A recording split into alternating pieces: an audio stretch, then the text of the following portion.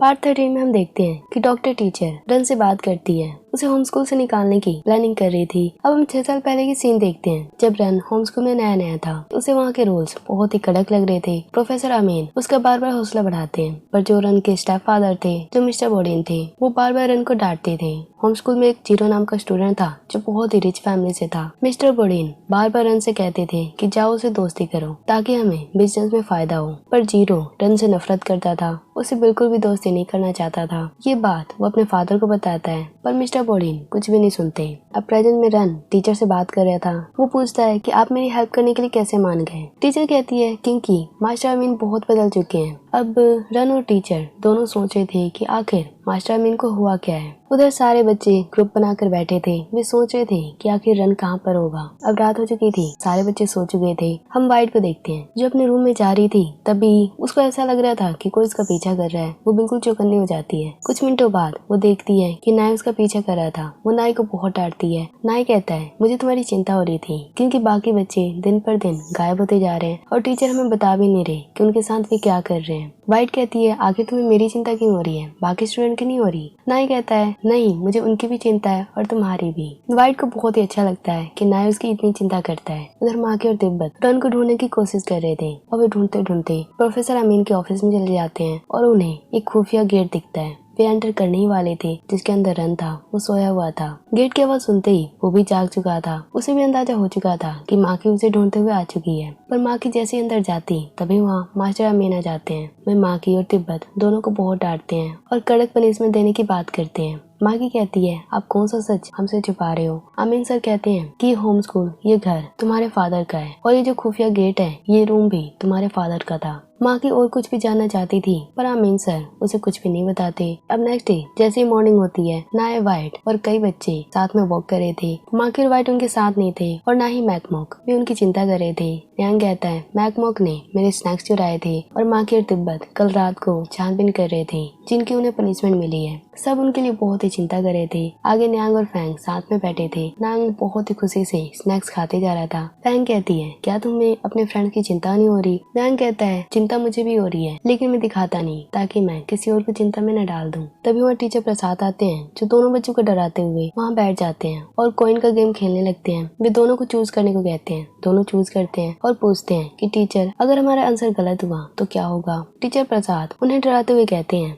गलत हुआ तो तुम खुद ही देख लोगे, सही हुआ तो तुम्हें स्नैक्स खाने को मिलेगा। वे दोनों चूज करते हैं। वे जीत जाते हैं। उधर जंगल में माकी तिब्बत पेड़ के नीचे बैठे थे। साथ में उनके साथ टीचर यानी भी थी। वे दोनों को डांटे जा रही थी। बच्चे कहते हैं हमें नहीं लगता हमने कुछ भी गलत किया है, आप ही सब हमसे कई चीजें छुपा रहे हो। टीचर यानी कहती है तुम्हें सब कुछ पता चल जाएगा। उधर मास्टर अमीन को हम देखते हैं जो साइकोलॉजी वाली टीचर को डांटते हुए कहते हैं बच्चों को जल्दी से रेडी करो, प्रोजेक्ट आर जल्दी से शुरू करना है। टीचर कहती है आप ऐसे कैसे कर सकते हो, बदला लेने का कोई और तरीका भी हो सकता है, पर प्रोजेक्ट आर ही क्यों। पर प्रोफेसर अमीन टीचर की बिल्कुल नहीं सुनते। उन्हें डांटते हुए कहते हैं कुछ भी हो, ये बदला मैं लेकर रहूंगा। डॉक्टर टीचर बहुत ही परेशान, बहुत ही चिंता में थी। अब हम 1980 का सीन देखते हैं जब होम स्कूल नया नया था। वो एक अनाथ आश्रम था जहाँ बहुत सारे बच्चे थे और उन्हीं में से एक प्रोफेसर अमीन थे। वे भी उस टाइम बहुत ही यंग थे। हम देखते हैं ये होम स्कूल जो अनाथ आश्रम था वो मिस्टर बोडिन के फादर का था। मिस्टर बोडिन के फादर बोडिन को बहुत ही मारते थे, जिसके कारण मिस्टर बोडिन अपने फादर से नफरत करते थे और जैसे उसके फादर थे वैसा ही वो था।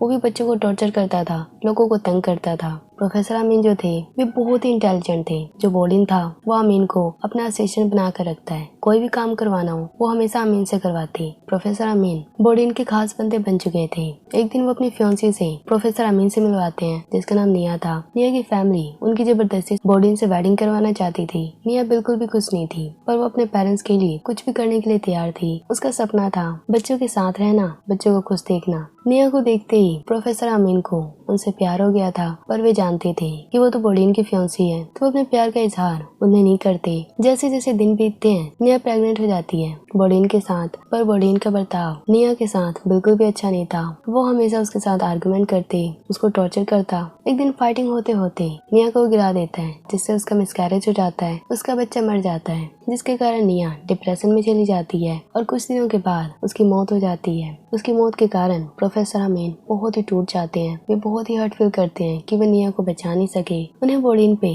बहुत ही गुस्सा आ रहा था, पर वे अभी कुछ नहीं कर सकते थे क्योंकि उनके पास अभी अभी वो पावर नहीं थी जो कि बोडिन के पास थी। मरने से पहले निया ने प्रोफेसर अमीन को अपनी लास्ट विश बताई थी। उनकी लास्ट विश ये थी कि ये होम स्कूल हमेशा बच्चों की केयर करे जो बच्चे अनाथ हैं, जिनके पेरेंट्स उन्हें अबैंडन कर देते हैं। वो होम स्कूल में अगर आए तो वे बहुत ही खुश हों, उनकी लाइफ सेट हो जाए। प्रोफेसर अमीन अब ये ठान लेते हैं कि वे निया की विश पूरी करके रहेंगे। प्रोफेसर अमीन बोडिन से बात करते हैं। बोडिन होम स्कूल को बंद करने वाला था, अनाथ आश्रम को बंद करने वाला था, पर उससे पहले प्रोफेसर अमीन बोडिन से कहते हैं अगर तुम्हें पैसा चाहिए तो मैं होम स्कूल से कमा कर तुम्हें दे सकता हूँ। हम इसे एक ऐसा स्कूल बनाएंगे जो बहुत ही खास होगा। वे ऐसा ही करते हैं। बोडिन को पैसा चाहिए था और प्रोफेसर अमीन को निया की विश पूरी करनी थी। वे होम स्कूल को, एक अनाथ आश्रम को एक नए रूप में स्टार्ट कर देते हैं जहाँ बच्चे पढ़ते भी हैं, रहते भी हैं और उन्हें एक अलग तरह की केयर भी मिलती है। ये सारी बातें वे रन को बता रहे थे। रन ये सुन बहुत ही हैरान था कि प्रोफेसर अमीन इतना कैसे बदल गए। प्रोफेसर अमीन कहते हैं जब से मुझे पता चला है मेरे जीने के दिन बहुत ही कम है, तब से मैं सोच रहा हूँ कि प्रोजेक्ट आर अब बंद नहीं होगा, उसे हम पूरा करके रहेंगे।